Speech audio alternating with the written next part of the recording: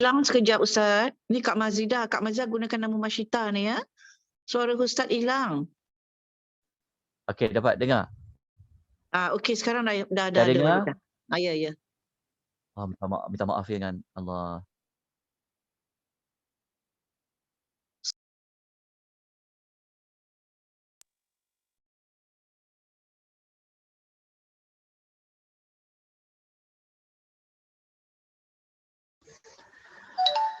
Mari kita lihat tentang dalil dia. Sebab kalau kita nak belajar, sebab tu kalau kita belajar ni kita kena tahu apakah dalil dia, apakah hujah dia. Jadi kita tengok yang ke-9 ni siapa yang kata kalau istighfar boleh menghilangkan kesulitan, boleh memudahkan urusan. Kita lihat daripada satu, kita tengok dulu ayat, tengok hadis Nabi. Okay. Al-Anbiya 87 hingga 88, muka surat 329. Okay, kita tengok pada ayat nombor 87.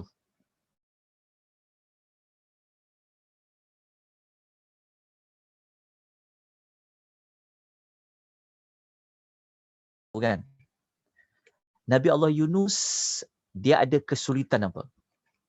Siapa yang pernah, siapa yang pernah mengalami kesulitan seperti Nabi Allah Nuh yang dia berada di tengah-tengah lautan? Cuba kita bandingkan kesulitan kita dengan kesulitan Nabi Allah Nuh. Nabi Allah Nuh kan dia dicampak keluar daripada kapal, dia berada di tengah lautan. Lepas tu dia telah dimakan oleh seekor ikan. Tapi macam mana dia selamat? Allah Ta'ala sebut dalam Quran. Ini dalil yang menunjukkan bahawa kalau istighfar itu Allah beri kita ruang, Allah bagi kita jalan untuk kita keluar daripada kesulitan. Ambil dalil kisah Nabi Allah Yunus. Dia istighfar dekat mana? Okay, kita baca ayat dia. Kalau kita baca ayat dekat terjemahan dia, tengok sekejap saya kena tutup. Sekejap ya.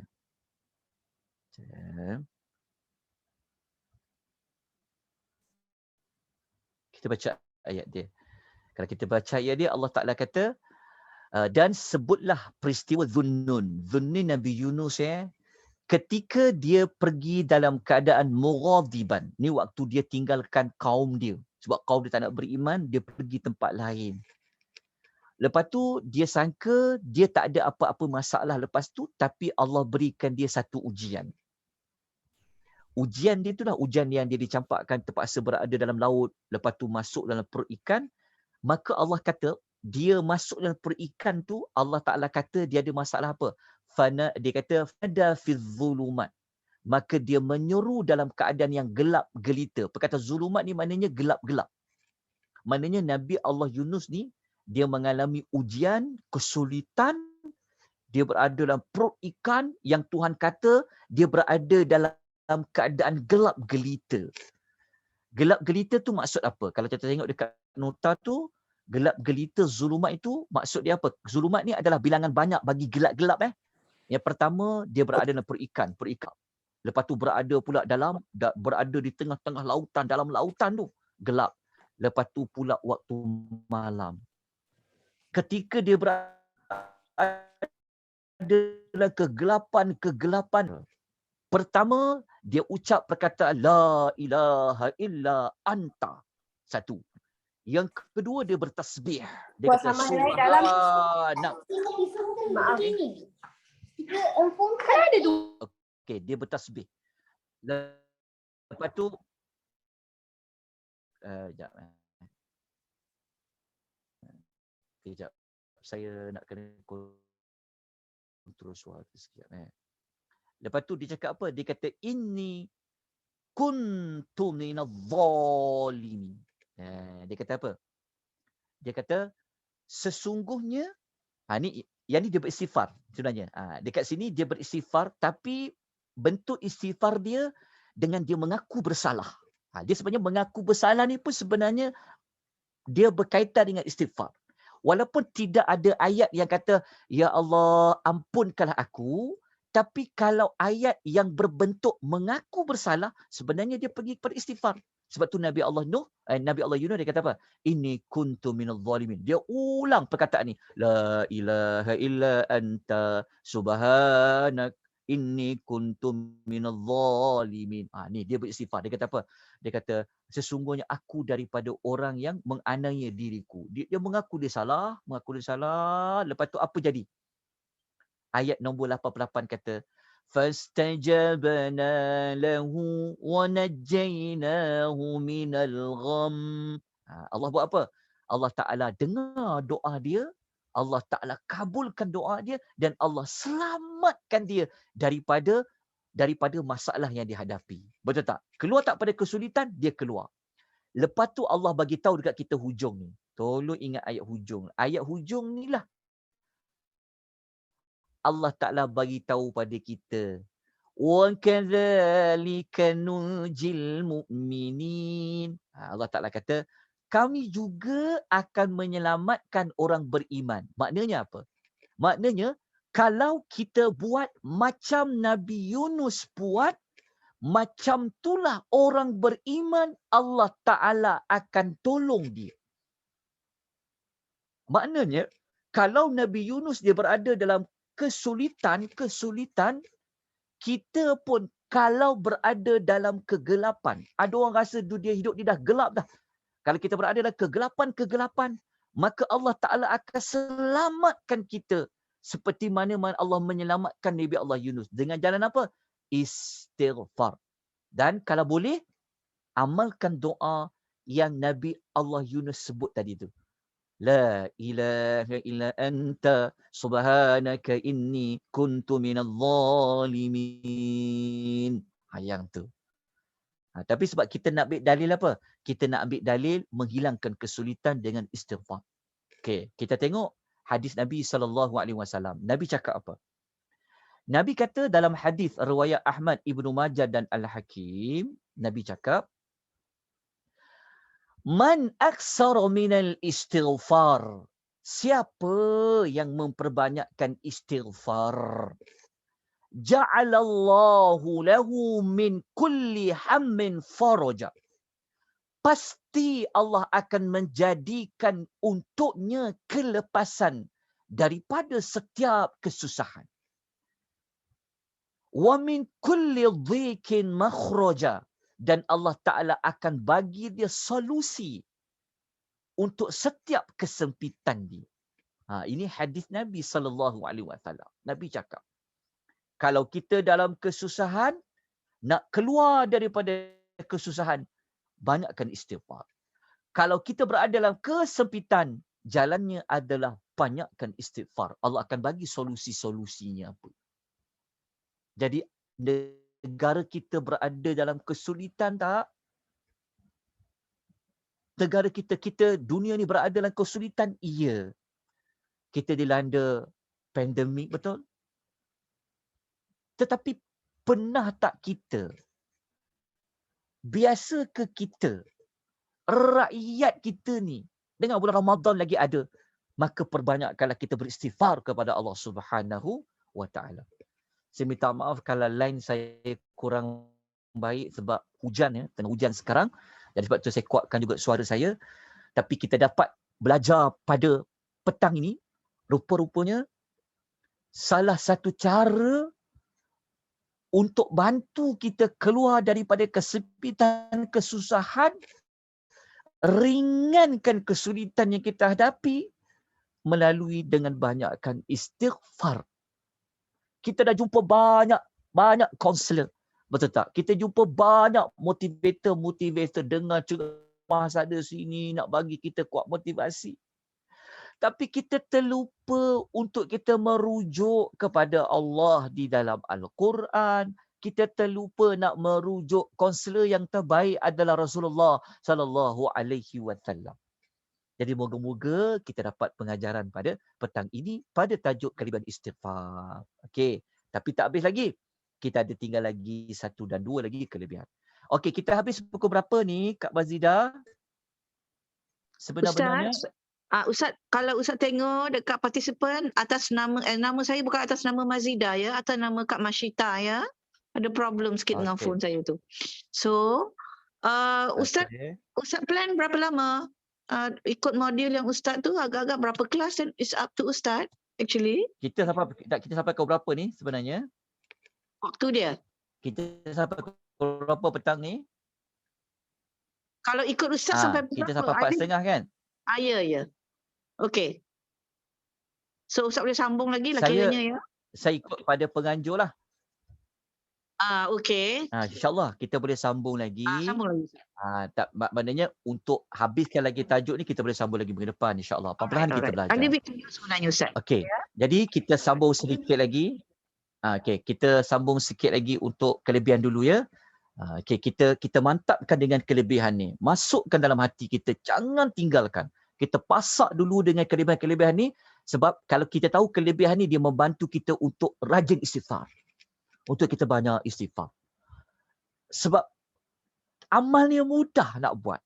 Dalam kereta boleh buat, sambil mandu boleh buat, masak boleh buat, banyak ruang boleh buat. Jadi moga-moga dengan tahu kelebihan dia dah sampai 9 tadi, kita dapatlah kuatkan semangat kita untuk kita banyakkan istighfar. Okey, nombor 10 dan inilah di antara yang terpenting sekali, iaitu adalah untuk mendapat pengampunan daripada dosa-dosa yang kita lakukan. Dalilnya surah Ali Imran ayat 135 hingga ayat 136. Ayat 135 hingga ayat 136. Kalau kita baca, ini Allah Ta'ala sebut. Ini Allah Ta'ala berikan pengampunan. Allah Ta'ala kata, وَالَّذِينَ إِذَا فَعَلُوا فَاحِشَةً أَوْ ظَلَمُوا أَنفُسَهُمْ ذَكَرُوا اللَّهَ فَاسْتَغْفَرُوا لِذُنُوبِهِمْ وَمَنْ يَغْفِرُ الذُّنُوبَ إِلَّا اللَّهُ وَلَمْ يُصِرُّوا عَلَى مَا فَعَلُوا وَهُمْ يَعْلَمُونَ. Tengok Allah Ta'ala kata.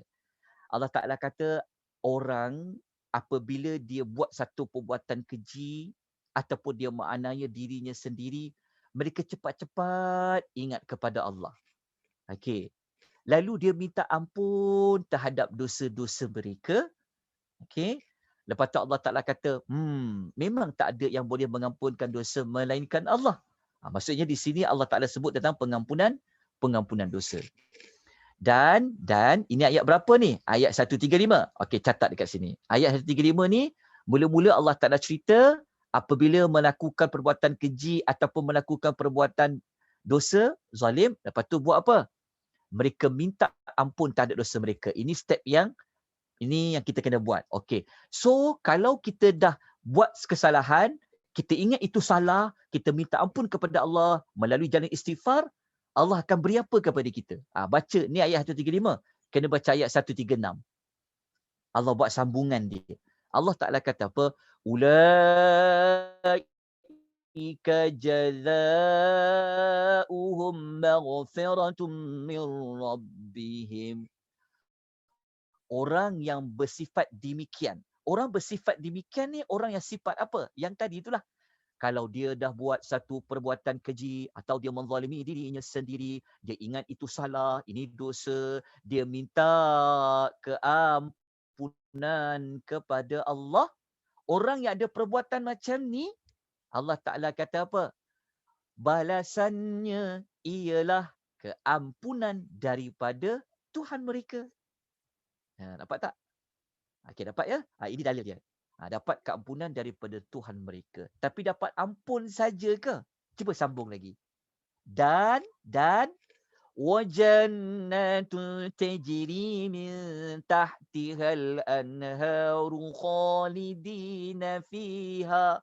Dan dia dapat apa? Sambunglah. Dia dapat syurga. Ni dah masuk kelebihan yang berikutnya. Tapi kita ambil kat sini dulu.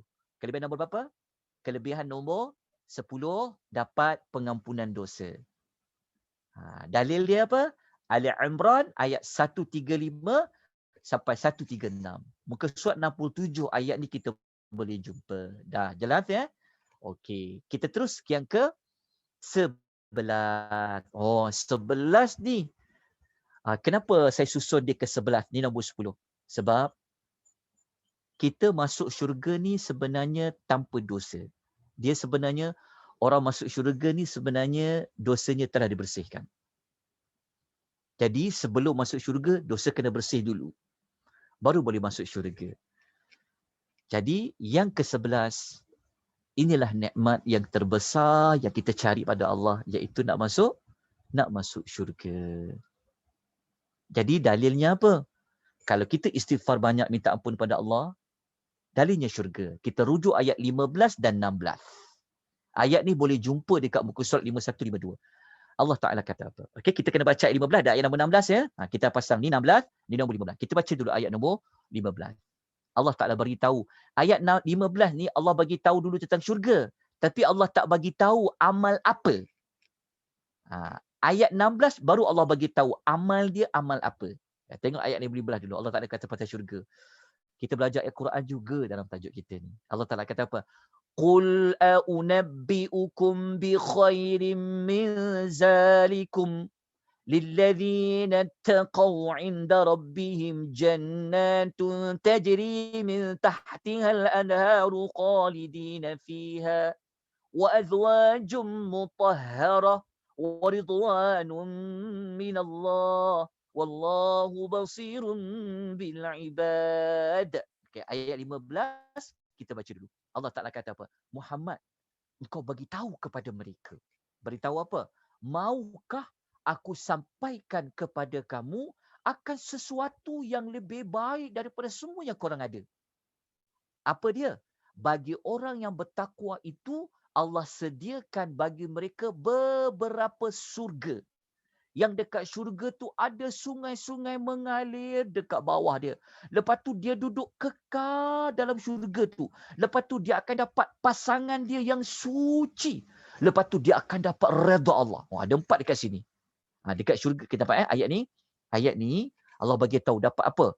Dia akan dapat syurga lah. Pertama dia dapat syurga. Ni dalil dia. Dekat syurga tu ada apa? Nombor 1, ada sungai-sungai. Nombor 2, dalam syurga buat apa? Kekal. Lepas tu dalam syurga dapat apa? Isteri-isteri yang disucikan. Isteri-isteri sucikan tu maksudnya nanti kalau orang masuk syurga, isterinya wangi. Isterinya tak ada lagi dah nak berpeluh, tak ada lagi nak datang haid, tak ada lagi nak bau-bau badan, dah tak ada dah. Dia dalam syurga semua suci. Maksudnya macam tu. Tak ada lagi nak, tak ada. Suci. Tu masalah tu masuk suci. Lepas tu yang keempat apa? Dia dapat redha dari Allah. Dapat 4 dalam syurga tu. Tulis kat situ. Catat dekat nota tu. Okay, tapi Allah tak bagi tahu yang dapat syurga tu, yang 4 nikmat dalam syurga tu, siapa dia? Allah bagi tahu dah mula-mula dekat sini. Dah ada jawapan dia. Tapi disebut umum. Siapa dia? Orang yang bertakwa. Apa ciri dia? Kita kena baca ayat nombor 16. Allah kata, siapa dia? Alladzina, iaitu orang yang apa? Yang qulu, yang dia berdoa, yang dia berkata. Dia doa. Orang yang berdoa tadi, dia dapat syurga. Yang ada 4 nikmat tadi tu. Okey? Yang mereka ni dalam doa dia buat apa? Dia doalah. Rabbana innana amanna faghfir lana dhunubana wa qina azabannar. Ni tuan-tuan boleh jadikan sebagai doa. InsyaAllah salah satu modul kita akan belajar nanti doa-doa dalam Quran. Nanti kita akan belajar. Nanti kita akan belajar. Tapi kita ambil dulu, ni salah satu doa boleh amal ni. Rupa-rupanya orang didoa kan. Dia doa dengan ayat ni. Rabbana innana, ya Rabb kami, sesungguhnya kami telah beriman. Faghfir lana, ampunkanlah dosa-dosa kami. Ni istighfar lah ni. Ampunkanlah dosa-dosa kami kan. Faghfir lana dhunubana, ampunkan dosa-dosa kami. Lepas tu diminta apa? Wa qina azabannar, jauhlah kami, peliharalah kami daripada azab neraka. Jadi kalau kita baca dekat sini, dapat pengampunan tak? Dia minta ampun? Ya. Ayat 16 memberitahu kepada kita siapa yang dapat syurga tadi tu. Jawapannya, orang yang berdoa dengan dia meminta ampun tentang dosa-dosa dia dan minta jauh daripada api neraka. Maka habislah bab kelebihan kelebihan istighfar yang 12 tu. Okey, masih ingat lagi 12 tu? Kelebihan dia? Nanti pihak yang ikuti tolong kongsikan maklumat ini kepada ahli-ahli persatuan dan juga kepada semualah. Supaya orang tahu hari ni belajar apa. Hari ni kita belajar tentang kelebihan istighfar. Ada berapa? Ada 12.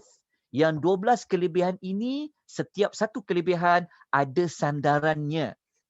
Dekat situ. Jadi, Alhamdulillah. Petang ni, dalam tempoh 1 jam, kita dapat 12 kelebihan kita beristighfar. Istighfar ini, dia adalah salah satu amal-amal soleh. Sebab tu tajuk besar kita, kelebihan-kelebihan beramal. Contoh-contoh amal adalah istighfar.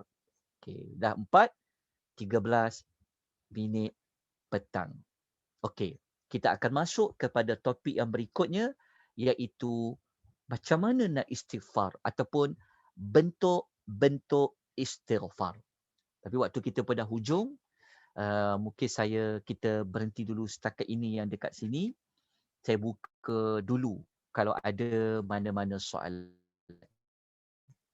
4:30 kita berhenti. Ada soalan tak? Minta maaf ya kalau petang ini ada berlaku gangguan teknikal. Minta maaf banyak-banyak.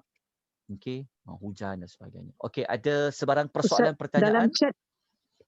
Dalam chat ada soalan, Ustaz. Kejap, Ya. ada soalan ke? Okey, ada yang bertanya, adakah mencukupi dengan hanya banyakkan istighfar tanpa perlu buat solat taubat bila melakukan dosa? Okey, tak. Belum lagi mencukupi. Maksud dia kalau taubat yang lengkap, kalau kita nak taubat yang lengkap, kita mulakan ia dengan memperakui dosa. Lepas tu kita mulakan dengan minta keampunan. Yang memperakui dosa, minta keampunan, ia melalui jalan istighfar. Istighfar kat situ. Lepas tu untuk lengkap lagi taubat tu, kena tinggalkanlah perbuatan maksiat itu. Itu baru masuk kepada taubat. Sebab tu kita baca tadi dalam ayat-ayat Quran tadi, bukan sekadar dia kata beristighfar tapi dia sambung kemudian tubu ilaih, bertaubatlah kepada Allah. Tetapi jalannya nak pergi kepada taubat itu adalah dengan membuat perakuan dan membuat permohonan supaya Allah memberikan pengampunan. Tetapi sunat taubat ni dia tidaklah wajib. Kalau kita nak bertaubat pada Allah, tak nak buat solat sunat taubat pun tak apa. Sebab dia bukan wajib. Solat sunat taubat dia tidak wajib. Maknanya kalau kita bertaubat, cukup syarat dia, taubat tu diterima walaupun tak solat.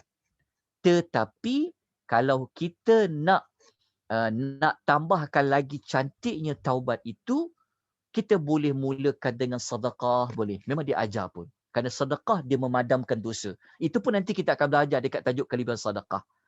Jadi kalau kita betul-betul kita nak bertaubat, kita nak berubah kan, maka kita mulakan dengan kita istighfar banyak pada Allah. Lepas tu kita solat taubat. Lepas tu kita buatlah syarat taubat tu. Dan masih sama banyakkan sedekah. Nanti kita akan pergi kepada satu tajuk lain. Dalam modul yang saya ada, kita akan belajar tajuk amal-amal yang boleh menghapuskan dosa. Tajuk besar dia adalah amal-amal kalau buat Allah hapuskan dosa. Yang kita belajar petang ni, satu amal daripada banyak-banyak amal yang boleh menghapuskan dosa, iaitu istighfar. Dalam satu amal tu pula ada kelebihan-kelebihan dia yang lain. Wallahu ta'ala a'lam. Ada satu soalan kat chat juga, Ustaz. Ustaz, bila nak istighfar adakah khusus permintaan? Saya tak faham soalan ni. Bila nak istighfar adakah, saya tak faham. Kalau kita tentang istighfar ni sebenarnya dia bila-bila. Dia istighfar ni kita kena buat dia bila-bila. Walaupun kita rasa hari ni aku macam tak berdosa je kan, tak. Kita semua pertama, kita kena selalu meletakkan kita adalah orang yang melakukan dosa. Kita kena pegang macam tu. Kita bukan orang yang suci, kita orang yang banyak melakukan dosa. Kita kena pegang macam tu. Walaupun kita tak buat dosa besar, tapi dosa kecil kita tak terlepas. Kalau hati kita, kalau kita tak ikhlas saja, dah dosa dah. Jangan main tau. Kalau kita ada niat buruk pun dah dosa dah. Jadi kita anggap diri kita ini orang yang sentiasa berdosa. Jadi apabila kita rasa macam tu, kita istighfarlah bila-bila. Cuma dalam nota ni yang kita akan belajar, dia ada waktu-waktu yang sangat mustajab. Sebab kan kita nak minta pengampunan dari Allah kan. Maka ada peluang waktu kalau kita minta ampun tu pada waktu itu, mudah untuk Allah mengampunkan dosa-dosa kita. Nanti kita akan belajar tajuk waktu-waktu tu. Tapi secara umum, bila-bila masa sahaja kita digalakkan untuk beristighfar. Adakah khusus kesalahannya? Ustaz, saya rasa saya faham Ya. soalan dia, Ustaz. Saya rasa saya faham Soalannya soalan apa dia. tu? Sebab kita kan ada 11 kelebihan bila kita beristighfar. Soalannya? Mungkin maksudnya kan macam ni Ustaz, mungkin dia kata satu mengubati penyakit, satu membersihkan Okey. kekosongan hati. Jadi mungkin sebelum dia istighfar tu dia berniat, ya Allah ya Tuhanku, mungkin ubatilah penyakitku, baru dia istighfar. Mungkin macam tu maksud dia. Itu pandangan saya lah. Allahu a'lam. Sebab dia tulis sini dia tak clear. Dia kata maksud dia khusus kesalahannya. Oh, maksud dia di istighfar kalau kesalahan yang khusus ke tak. Kita mudah begini, pegang ya sampai bila-bila. Kita buatlah dosa apa pun, besar ke kecil ke, kita kena ingat kita telah bersalah kepada Allah. Buat dosa kecil pun kepada Allah, buat dosa besar pun kepada Allah. Dia akan pergi nanti kepada Allah. Sebab Allah saja yang jalan memberikan pengampunan. Jadi kita jangan spesifikkan. Buat dosa apa? Kita istighfar pada Allah semua. Semua. Ya. Okay. Ada soalan lain? Assalamualaikum Ustaz. Assalamualaikum warahmatullahi wabarakatuh. Ya Puan. Ustaz, saya nak tanya. Setelah kita istighfar, Allah telah mengampunkan dosa-dosa kita. Sebagai hamba Allah, semua yang melakukan dosa. Okey, jadi Ustaz, besok di padang mahsyar, di hari perhitungan, setelah Allah mengampunkan dosa-dosa kita tu, adakah masih Allah menayangkan, maksudnya menunjukkan rekod-rekod kita tu Ustaz? Ya. Masih? Ya. Kalau Puan mengikuti kelas tajuk alam akhirat, tapi dah selesai dah lah. Sebelum ni kita ada buat beberapa siri tajuk alam akhirat pada hari Isnin sebelum puasa tu. Dia memang ada. Cuma cara Allah paparkan dosa tu adakah ditayang kepada semua orang ataupun pada diri sendiri.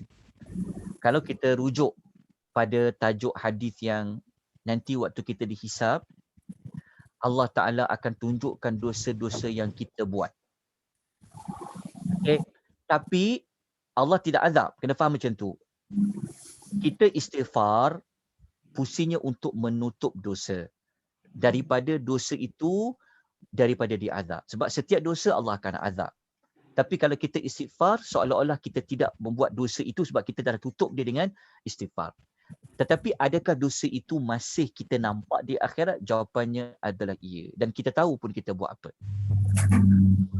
Kerana kalau kita baca hadis tu, sebenarnya saya agak terganggu kerana ada bunyi-bunyi ya. Okey. Kerana sebenarnya Allah Ta'ala nak kita buat pengakuan. Dan sebenarnya Allah suruh kita mengaku. Kau mengaku tak kau buat dosa sekian-sekian? Orang yang beriman, kalau dia memang dia buat dosa, dia dekat dunia, dia telah minta ampun kepada Allah, memang Allah mengampunkan. Tapi kenapa Allah nampakkan juga dosa itu pada dia? Kerana Allah Ta'ala nak tunjukkan dia depan-depan Allah tu memberi pengampunan. Faham tak maksud dia? Mana lebih kita dapat ria macam ni kan? Maksudnya kita nampak depan-depan di akhirat Allah declare betul-betul bahawa Allah itu mengampunkan dosa kita kan. Selama ni kita beriman Allah tu Maha mengampun dosa, Al-Ghaffar, Allah tu Al-Ghafur, At-Tawwab kan. Tapi kita tak berhadapan dengan Tuhan, betul tak? Kita tak dapat bertemu Tuhan depan-depan. Tetapi di hari akhirat Allah Ta'ala minta kita mengaku dosa-dosa kita dan orang beriman dia akan mengaku dia buat. Dan akhirnya hujungnya Allah Ta'ala akan kata apa? Allah Ta'ala kata dosa-dosa kamu itu telah diampunkan dan ditukar dia menjadi ganjaran. Pada waktu itulah hadis tu kata, dia akan ambil buku dia semula, lepas tu dia akan cakap dekat orang yang ada di padang mahsyar. Dia kata apa? Korang semua tengoklah buku aku ni, korang tengoklah buku aku ni. Kenapa dia berani cakap macam tu? Kenapa dia nak minta orang lain tengok buku dia? Sebab Allah Ta'ala telah tukar kesalahan dia itu dengan pengampunan. Ada hadis tu. Tapi Allah Ta'ala panggil kita tu dengan Allah letak satu tirai. Ada satu tirai, Allah tarik. Wallahu a'lam macam mana. Maksudnya dia panggil perbicaraan tertutup. Jadi waktu kita tengok pahala kita kan, suka, gembira. Tetapi ketika kita tengok dosa, daripada satu dosa kepada satu dosa, terduduk kita. Berubah air muka kita, hadis tu kata. Tetapi lepas macam tu kan Allah tanya, kau mengaku tak? Tapi Allah bukan nak confront dengan kita. Bukan Allah kata, kau kenapa buat macam ni? Kau kenapa buat macam ni? Kau kenapa buat macam ni? Tak. Orang yang beriman, dia tidak dihisap dengan bertanya argument. Tapi Allah papar je. Allah papar, Allah Ta'ala minta kita buat pengakuan. Lepas tu, Allah akan bagi tahu, semua dosa yang kau buat itu, telah pun aku memberikan pengampunan. Itulah sebenarnya maksud dosa-dosa itu masih lagi akan dilihat di hari akhirat. Faham tak? Jelas ya? Terima kasih Ustaz. Pada kat situ. Itu ada hadis ya. Sekejap. Ada yang tanya soalan ni, kejap. Dalam nota ada beberapa jenis lafaz istighfar. Adakah memadai dengan istighfar lafaz 4 untuk diamalkan setiap masa? Jawapan dia bila-bila. Tetapi yang terbaik. Ingat ya, apabila kita buat satu amal, kalau boleh cari the best dulu. Tetapi agama tidak melarang untuk buat yang simple, yang sikit, yang pendek. Tapi kalau kita ada peluang, buat yang terbaik. Sebab soalan ditanya, boleh tak kalau nak amalkan istighfar yang keempat saja? Jadi kita kena tengoklah istighfar yang keempat tu, tajuk dia istighfar nombor apa? Saya tunjukkan nota dia istighfar keempat tu. Sebab saya kena jawab lah. Saya tunjuk ya. Sekejap, saya tunjukkan. Minggu depan kita akan belajar. Tapi saya nak ajar minggu depan dengan saya ajarkan makna dia sekali ya, bukan hafal saja. Yang keempat tu apa? Sekejap. Yang keempat ni. Boleh amal. Tapi ini tidak sebaik yang ini. Tak sebaik yang pertama. Ni. Lafaz yang pertama ni the best. Sebab ni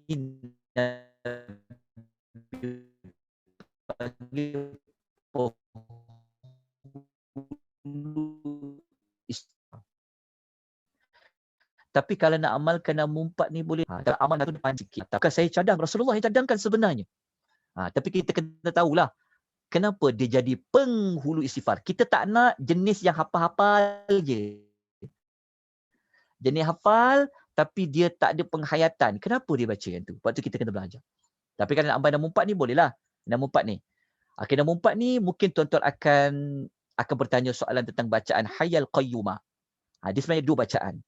Astaghfirullahalazim alladzi la ilaha illa huwal hayyul qayyum wa atubu ilaih. Dia boleh baca 2.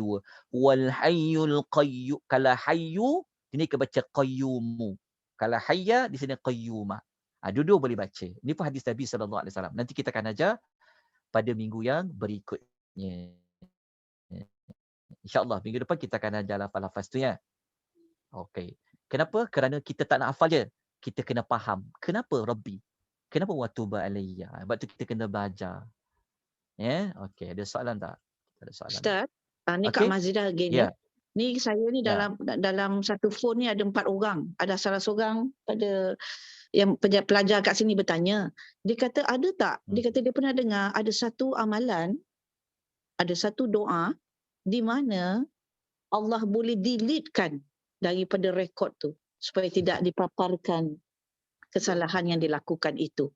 Dipaparkan di mana? Dipaparkan yang masa Allah di padang mahsyar tu kan kita akan di screenkan balik. Okey. Ada tak doa? Doa tu sebenarnya adalah doa pada malam-malam Lailatul Qadar. Iaitu doa yang Allahumma innaka afun tuhibbul afwa fa'fu anni tu. Itulah doa dia. Sebab Betul. Okey. dia pada nama Allah itu Al-Afu. Tapi kita kena tahu juga Al-Afu tu maksudnya apa. Dia kena maklum tentang Al-Afu. Salah satu maksud Al-Afu itu, kata para ulama, Al-Afu itu berbentuk Allah memadamkan kesalahan. Tapi adakah dosa itu terpadam, kita tak boleh tahu di hari akhirat? Wallahu ta'alam kat situ. Sebab walaupun dosa itu terpadam, tapi ia berada di Allah Ta'ala tidak lupa. Allah Ta'ala maha mengetahui. Ya. Terima kasih Ustaz. Assalamualaikum Ustaz. Assalamualaikum warahmatullahi wabarakatuh. Ya. Kalau kalimah sekadar kita lafaz astaghfirullahalazim tu tak boleh ke Ustaz? Boleh. Itu nanti kita belajar dekat lafaz-lafaz istighfar, dalam nota tu ada banyak.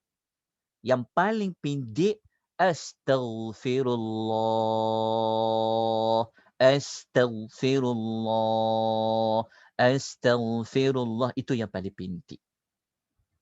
Yang paling panjang penghulu istighfar. Lagi panjang, dia sebenarnya bukan masalah bagus tak bagus tu pada panjang pendek. Tapi yang panjang tu memang Nabi beri pengiktirafan kerana kenapa dia jadi penghulu istighfar. Tu paling baik. Tapi kalau tanya boleh tak amal astaghfirullah? Jawapannya boleh. Ada dalam hadis Nabi SAW. Ada dalam nota tu. Boleh amalkan yang itu. Lepas tu ada soalan tanya, buku tu diberi pada tangan kiri ke kanan? Jawapannya kanan. Orang mukmin dia akan dapat buku dengan tangan kanan. Dia tangan kanan. Biyamini.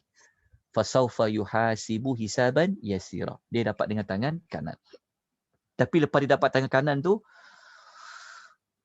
dia akan kata kepada orang, dia kata, ada Quran tu, saya lupa nama ayat berapa tapi Allah sebut. Dia gembira, happy sangat. Sebab apa? Sebab dalam buku dia tu Allah tambah ganjaran, Allah tulis dapat pengampunan. Dia macam kita masuk mahkamah kan. Kita masuk mahkamah kan mula-mula kan ada kertas nasihatkan. Kita kan ada kertas pendakwaan kan. Hakim baca. Lepas kita dipanggil untuk dibicarakan.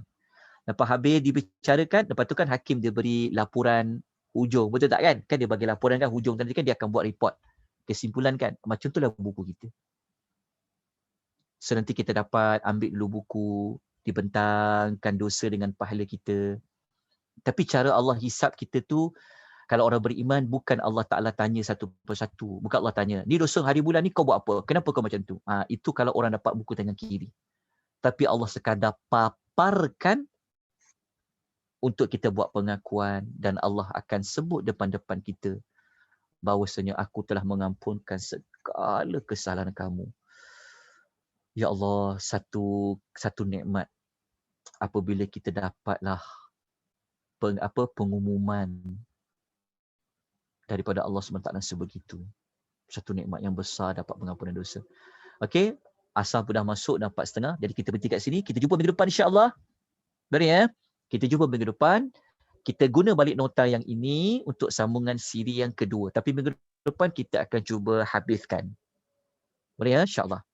Minggu depan masih istighfar lagi Ustaz istighfar, ya. Untuk siri yang kedua ya. Okey Ustaz.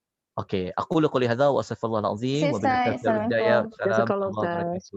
Okey, saya end sekarang ya. Terima kasih Ustaz. Ya, Ya, baik.